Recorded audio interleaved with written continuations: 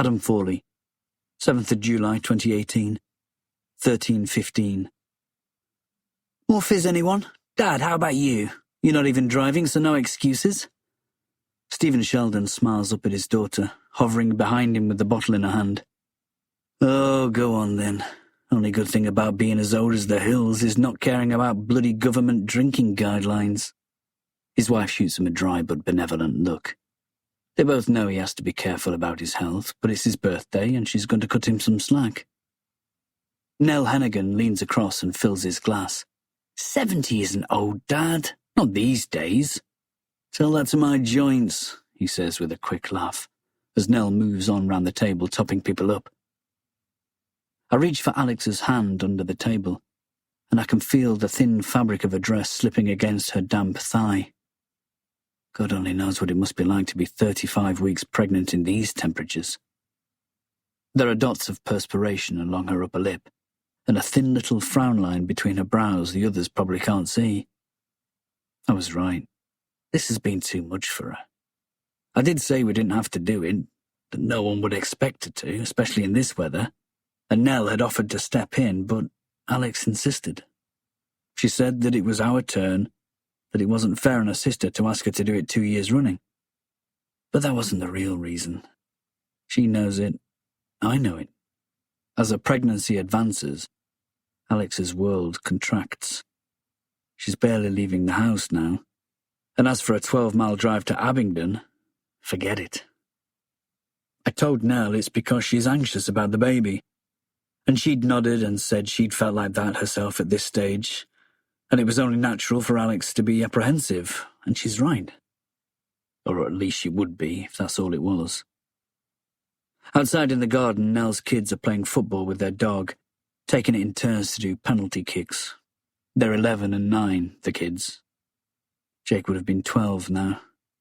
No longer a little boy, but not quite yet anything else.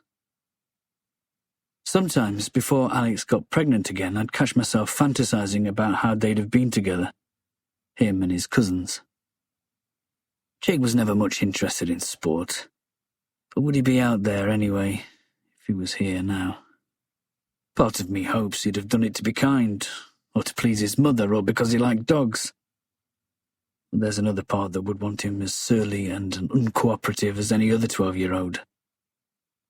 I've learned the hard way that it's only too easy to start beatifying a child who's no longer there. Audrey Sheldon catches my eye now and we exchange a look, kind on her part, slightly self-conscious on mine. Alex's parents understand better than anyone what we went through when we lost Jake. But Audrey's sympathy is like a lemon cheesecake. Nice, but there's only so much of it I can take. I get to my feet and start collecting plates. Nell's husband, Jerry, makes a half-hearted attempt to help me, but I clap him chummily on the shoulder and push him firmly back down into his seat. You brought all the food, my turn now. Alex gives me a grateful smile as I collect her dessert plate. Her father's been badgering her gently to eat up for the last 10 minutes. Some things about parenthood never die. My mother does the same to me. In 20 years' time, I'll be doing it myself. God willing.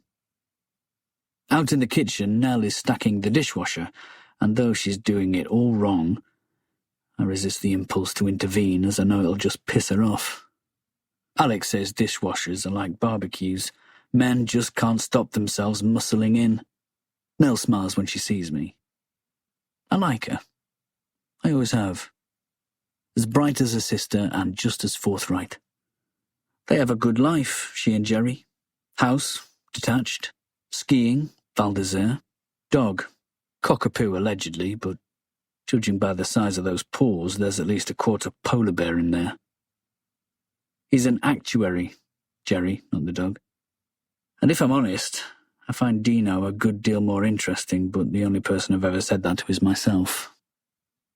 Nell is looking at me now, and I know exactly what that particular look means. She wants to have a word, and being Nell, pitches straight in, just like a sister.